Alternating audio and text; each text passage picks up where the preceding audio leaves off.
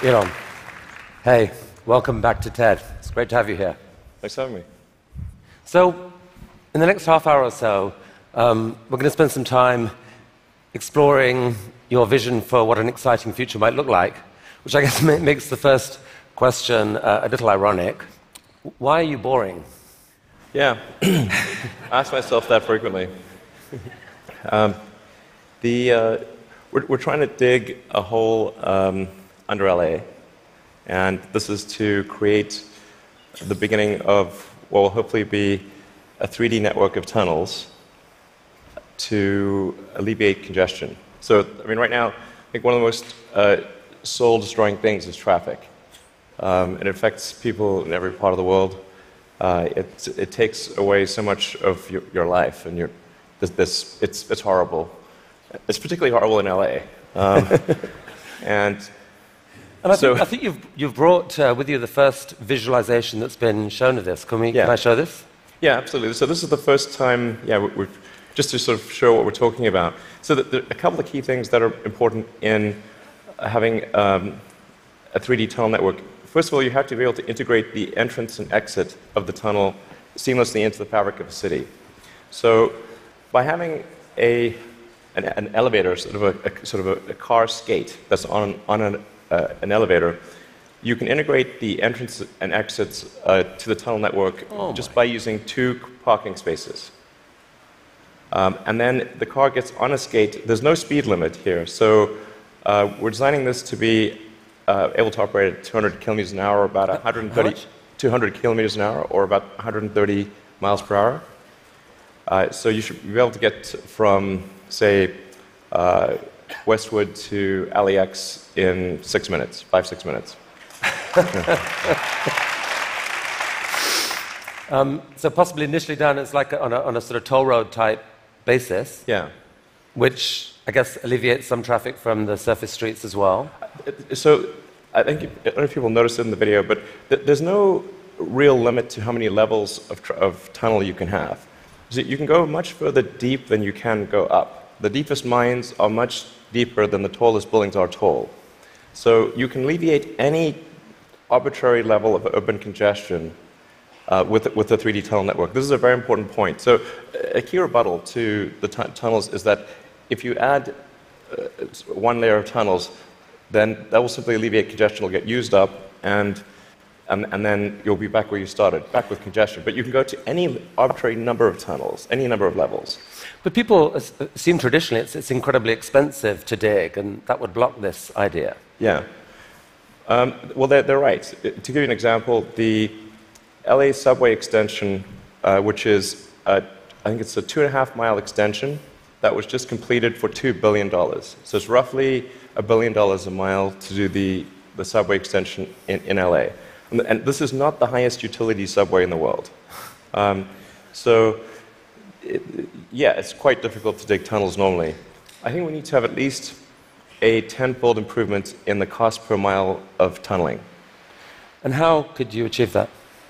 I guess, actually, if you just do 2 things, you can get to approximately an order of magnitude improvement, and I think you can go beyond that. So the first thing to do is to cut the tunnel diameter by a factor of 2 or more. So a single road lane tunnel would, according to regulations, has to be 26 feet, maybe 28 feet in diameter to allow for crashes and emergency vehicles and sufficient ventilation for combustion engine cars. But if you shrink that diameter to what we're attempting, which is 12 feet, which is plenty to get an electric skate through, you drop the diameter by a factor of 2 and the cross-sectional area by a factor of 4. So, and the tunneling cost scales with the cross-sectional area. So that's roughly a half order of magnitude improvement right there. Then tunneling machines currently tunnel for half the time, then they stop, and then the rest of the time is putting in reinforcements for the tunnel wall. So if you design the machine instead to do continuous tunneling and reinforcing, that'll give you a factor of 2 improvement. Combine that, and it's a factor of 8.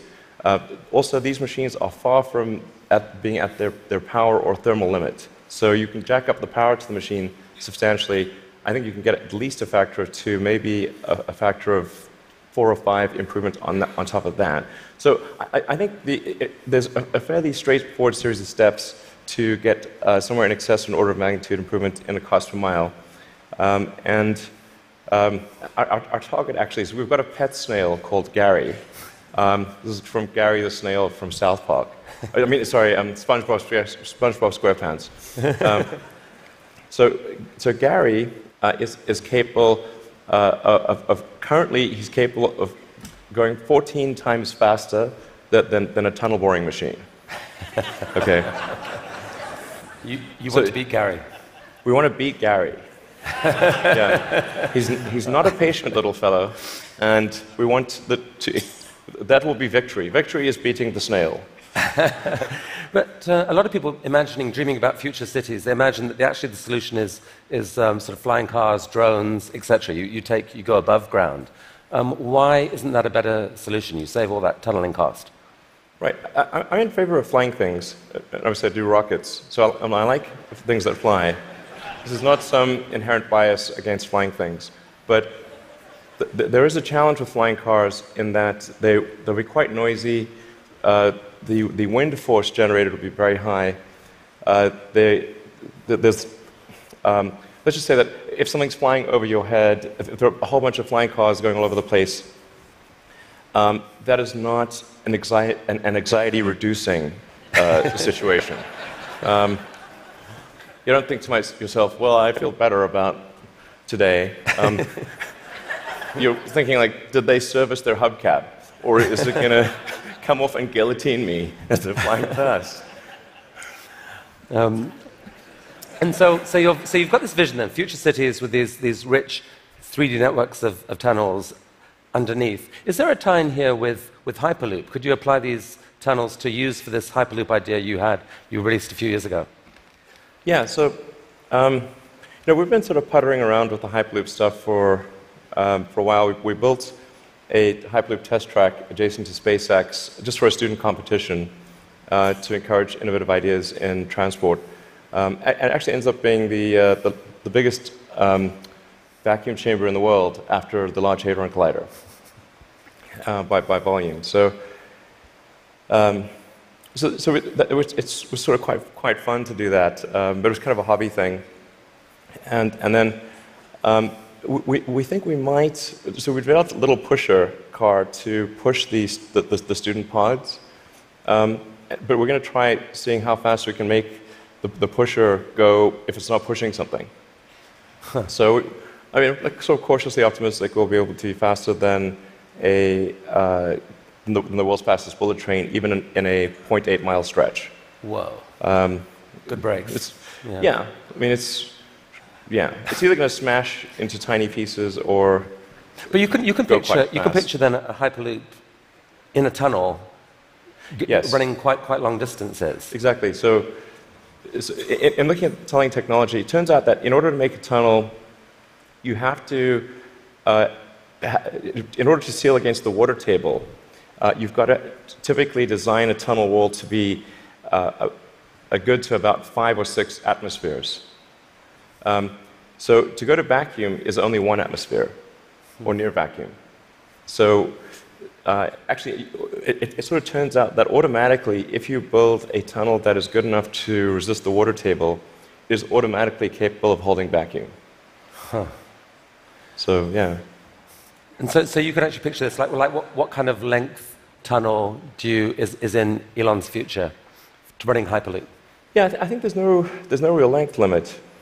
You could dig as much as you want.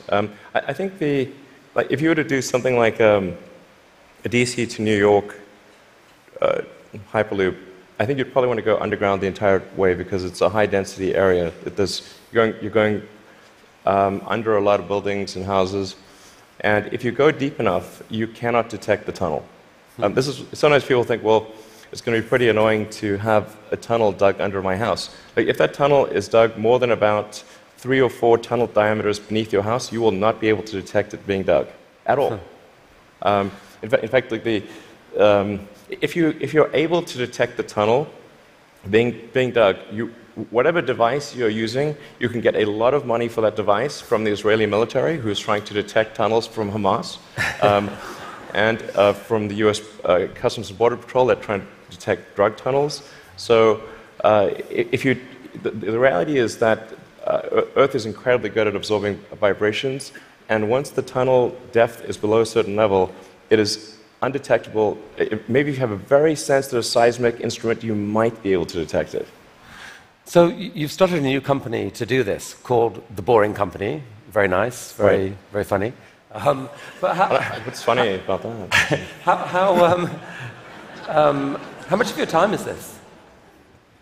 It's maybe 2 or 3%. You've called it a hobby. This is what an Elon Musk hobby looks like.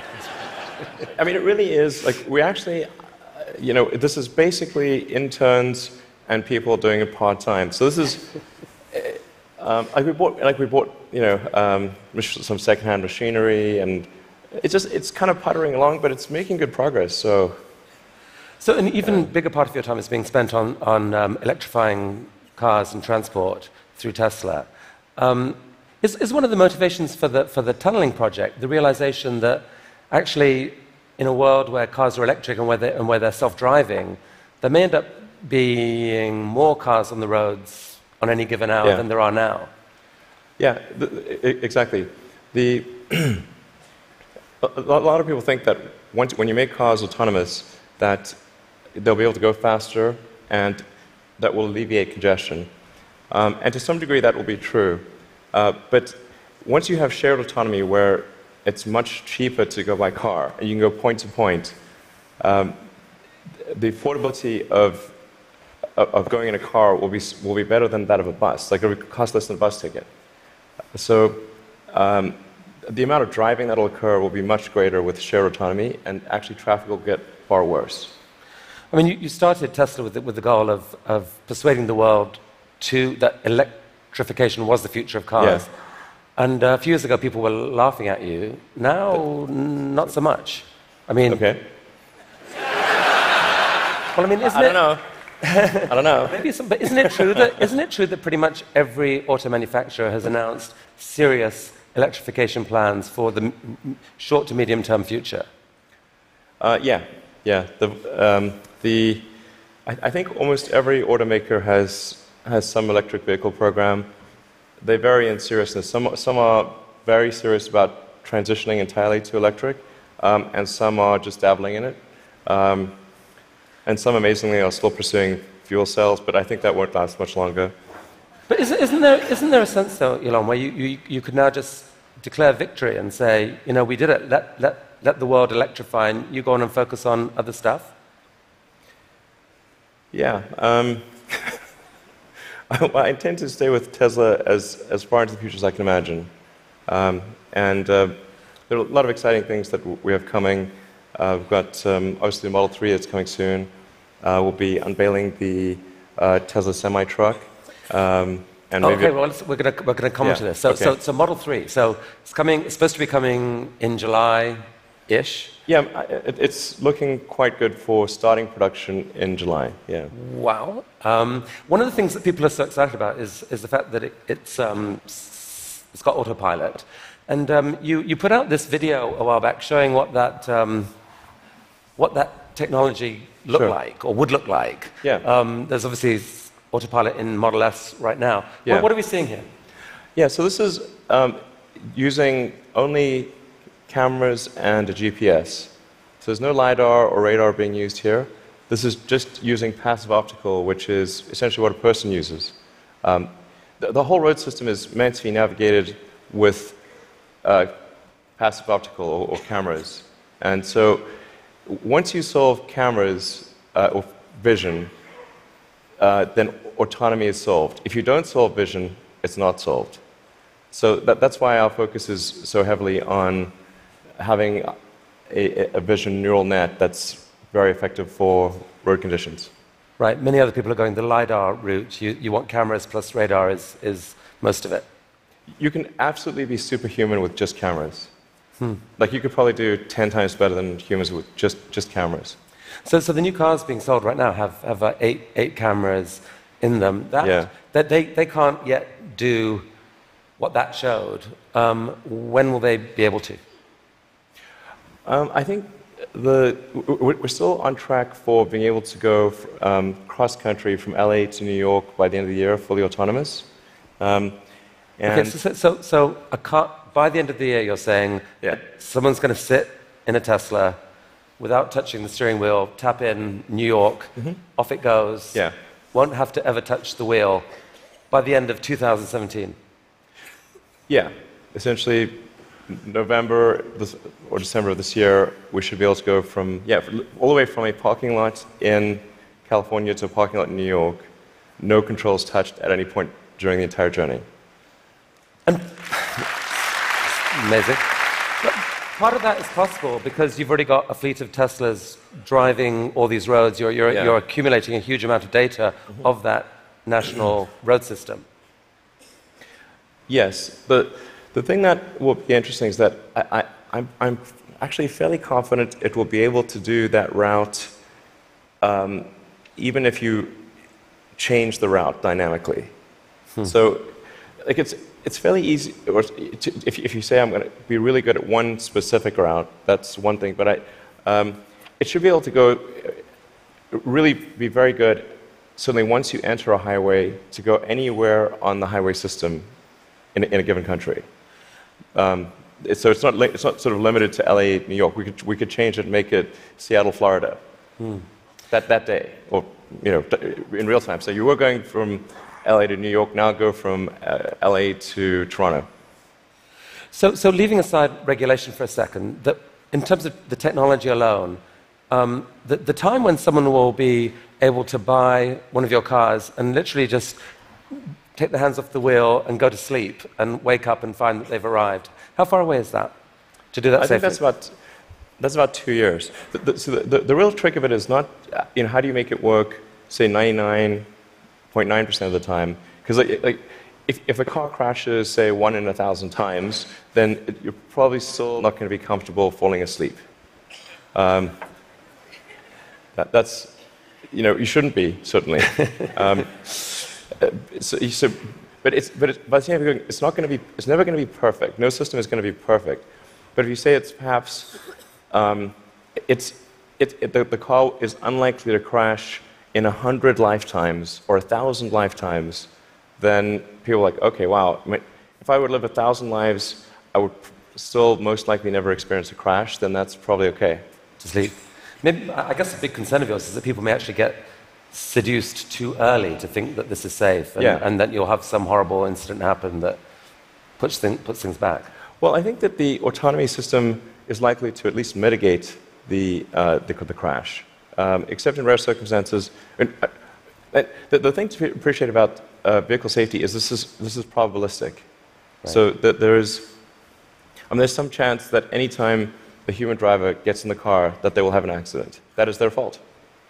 It's never zero.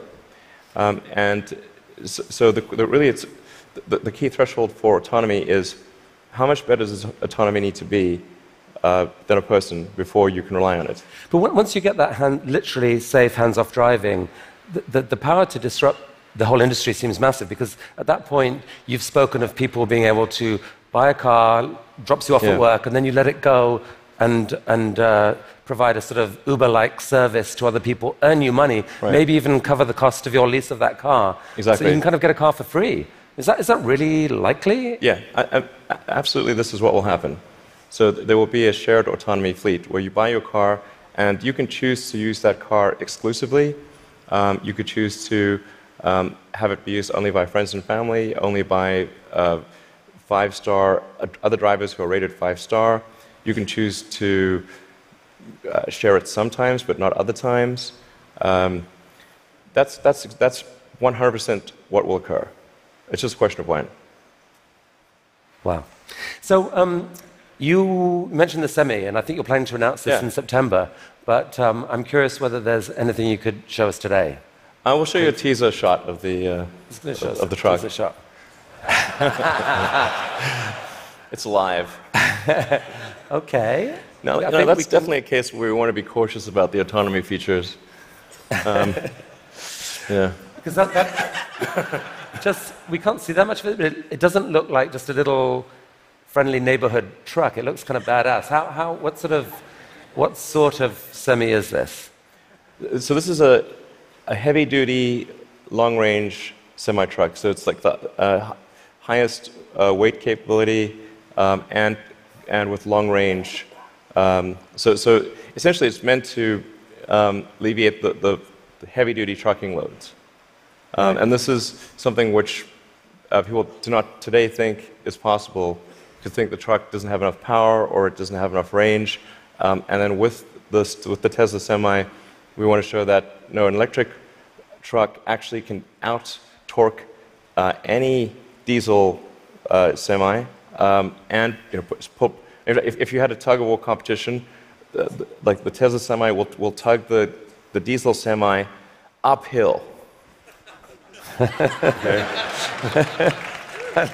That's pretty cool. And short term, these aren't driverless. These are going to be trucks that truck drivers want to drive. Yes. No, so what will be really fun about this is you have a flat torque RPM curve with an electric motor, whereas with a diesel motor or any kind of internal combustion engine car, you've got a torque RPM curve that looks like a hill. So this will be a very spry truck. You could drive this around like a sports car. There's no gears. It's like single speed. So there's a great movie to be made here somewhere. I don't know what it is, and I don't know that it ends well, but it's a great movie. It's quite bizarre test driving when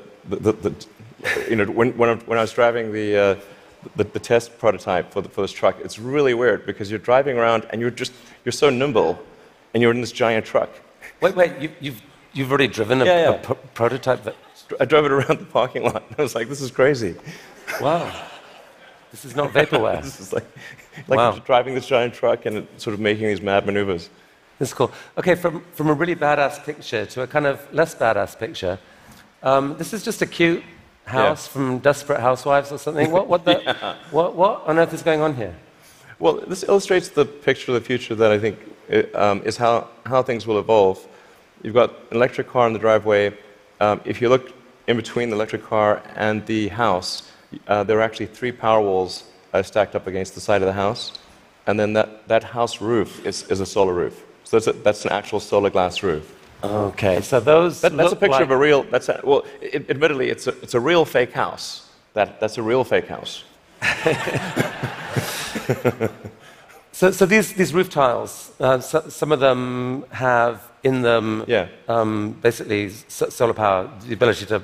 Yeah, so the solar glass tiles where you can adjust the texture and the color at a very fine-grained level, and then there's sort of micro louvers in the glass, such that when you're looking at the roof from street level or close to street level, all the tiles look the same whether there is a solar panel behind it or a solar cell behind it or not. So you have an even color from the ground level. If you were to look at it from a helicopter, you would be actually able to look through and see that some of the glass tiles have a solar cell behind them and some do not. Right. You put them in the ones that are likely to see a lot of sun. Yes. And that makes these roofs super affordable, right? They're not that much more expensive than just tiling the roof. Yeah. We're very confident that the cost of the roof plus the cost of electricity, that a solar glass roof will be less than the cost of a normal roof plus the cost of electricity. So in other words, this will be economically a no-brainer. It will we think it will look great, and it will last. I mean, we thought about like having the warranty be infinity, but then people thought, well, that might sound like we were just talking rubbish. But actually, this is toughened glass. Like well after the house has collapsed, and there's nothing there, the roof the glass tiles will still be there. Okay, so I think you're rolling. This is cool. So you're rolling this out in a couple weeks' time, I think, with four different roofing types. Yeah, we're starting off with two initially, and then the second 2 will be introduced early next year. And what's the scale of ambition here? How many houses do you believe could end up having this type of roofing? I mean, I think eventually almost all houses will have a solar roof. Now the thing is to consider the time scale here to be probably on the order of 40 or 50 years. So on average, a roof is replaced every 20 to 25 years. So, but you don't start replacing all roofs immediately.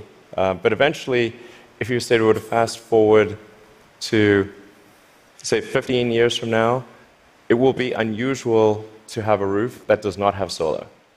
Is there a mental model thing that people don't get here that there's been, because of the shift in the sort of cost economics of solar power, that like most houses actually have enough sunlight on their roof pretty much to power all of their needs. If you could capture the power, it could pretty much power all their needs, right? You could go off grid, kind of. Yeah, it depends on where you are and what the house size is relative to the roof area. But yeah, it's a fair statement to say that most houses in the US have enough roof area to power all the needs of the house. Okay, so the key to the economics of the cars, the these houses, is the falling price of lithium-ion batteries, which you've made a huge bet on as Tesla. In many ways, that's almost the core competency. And you've decided that to really own that competency, you just have to build the world's largest manufacturing plant and kind of double the world's supply of lithium-ion batteries. Yeah.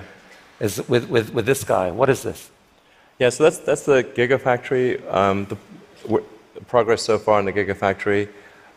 Eventually, you can sort of roughly see that there's sort of a diamond shape overall, and when it's fully done, it'll look like a giant diamond, or that's the idea behind it. And it's aligned on true north. There's a small detail there. And capable of producing eventually like 100 gigawatt hours of batteries a year? 100 gigawatt hours. We think probably more, but yeah. And they're actually being produced right now already here, right? Yeah, we're in production already. You guys put out this video. Yeah. I mean, is that speeded up, or? That's the slowed down version. How fast does it actually go? Well, when it's running at full speed, you can't actually see the cells without a strobe light. It's just blur. And one of your core ideas, Elon, about what makes an exciting future is a future where we no longer feel guilty about energy. Help us picture this. I mean, how many gigafactories, if you like, does it take to get us there? It's about 100, roughly. It's not 10, it's not 1,000, most likely 100. See, I kind of find this amazing. Like, you can actually picture, if that's right, you can picture what it would take to move the world off this vast fossil fuel thing. It's like you're building one, costs $5 billion, maybe the next one, or whatever, $5 to $10 billion. Yeah. Like, it's kind of cool that you can picture that project. And you're planning to do a Tesla, or at least announce another two this year. I think we'll announce locations for somewhere between 2 and 4 gigafactories later this year. Yeah, probably 4. Whoa. Okay. I can't tease. No more teasing from you for here. Like, where? Continent? You can say no. We need to address a global market. Yeah. Okay. This is cool. I think we should talk for global market. So I have to ask you one question. I'm going to ask you one question about politics. Only one. I'm kind of sick of politics, but I do need to ask you this. You're on a body now giving advice to a guy who has said he doesn't really believe in climate change. And there's a lot of people out there who kind of think you shouldn't be doing that. They'd like you to walk away from that. What would you say to them? Well, I think that first of all, I'm just on 2 advisory councils where the format consists of going around the room and asking people's opinion on things. And so there's like a meeting every month or 2. that's the sum total of my contribution. But I think to the degree that there are people in the room who are arguing in favor of doing something about climate change, or other certain social issues. I've used the meetings I've had thus far to argue in favor of immigration and in favor of climate change. And if I hadn't done that, that wasn't on the agenda before. So maybe nothing will happen, but at least the words were said. Okay. So let's talk SpaceX and Mars. Last time you were here, you spoke about this, what seemed like a kind of incredibly ambitious dream to develop rockets that are actually reusable. And you've only gone and done it.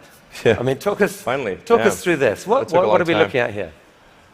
Yeah, so this is one of our rocket boosters coming back from very high and fast in space. So it just delivered the upper stage at high velocity. I think this may have been a sort of a Mach 7 or so delivery of the upper stage. Yeah. So that was a sped up. That's the slowed down version. Yeah. That was the sped up version. But I mean, that's amazing. And several of these failed before you finally figured out how to get to do it. But now you've done this, what, 5 or 6 times? I think we're on 8 or 9 or something. Yeah. And for the first time, you've actually reflown one of the rockets that landed. So we landed the rocket booster, and then prepped it for flight again and flew it again. So it's the first reflight of an orbital booster where that reflight is relevant. So it's important to appreciate that reusability is only relevant if it is rapid and complete. Right. So like an aircraft or a car, the reusability is rapid and complete. You do not send your aircraft to Boeing in between flights. Right. So this is allowing you to dream of this really ambitious idea of sending many people to Mars in 10 or 20 years time, I guess. Yeah. In the next 20 years. And you've designed this outrageous rocket to do it. Help us understand the scale of this thing. Well, I think visually you can see that's person. Yeah, and that's the vehicle. So if that was a skyscraper, that's like a 40. Did I read that? 40 stories. Yeah, maybe a little more. Yeah. The thrust level of this is really this configuration is about 4 times the thrust of the Saturn V moon rocket. 4 times the thrust of the biggest rocket humanity ever created before. Yeah. I mean, as one does. Yeah. I mean, in units of 747, 747 is only about a quarter million pounds of thrust. So there are for every 10 million pounds of thrust, there's 47. So this would be the thrust equivalent of 120 747s, with all engines blazing. And so even with a machine designed to escape Earth's gravity, I think you told me last this thing could actually take a fully loaded 747, people, cargo, everything, into orbit. Exactly. This can take a fully loaded 747 with maximum fuel, maximum passengers, maximum cargo on the 747. This can take it as cargo. So based on this, you presented recently this interplanetary transport system, which is visualized this way. And this is a scene you picture, what, in 30 years' time, 20 years' time? People walking into this rocket. I mean, I'm hopeful it's sort of in the 8 to 10 year time frame. Aspirationally, that's our target. Our internal targets are more aggressive, but I think,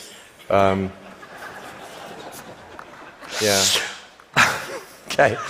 So this vehicle seems quite large, and is large by comparison with other rockets. I think the future spacecraft will make this look like a rowboat. I mean, this is the future spaceships will be truly enormous. Why, Elon? Because why do we need to build a city on Mars with 1 million people on it in your lifetime, which I think is kind of what you've said you'd love to do. Yeah, I think it's important to have a future that is inspiring and appealing. I mean, I just think that there have to be reasons that you get up in the morning and you want to live. Like, why do you want to live? What's the point? What inspires you? What do you love about the future? And if we're not out there, if the future does not include being out there among the stars and being a multi-planet species, I find that it's incredibly depressing if that's not the future that we're going to have.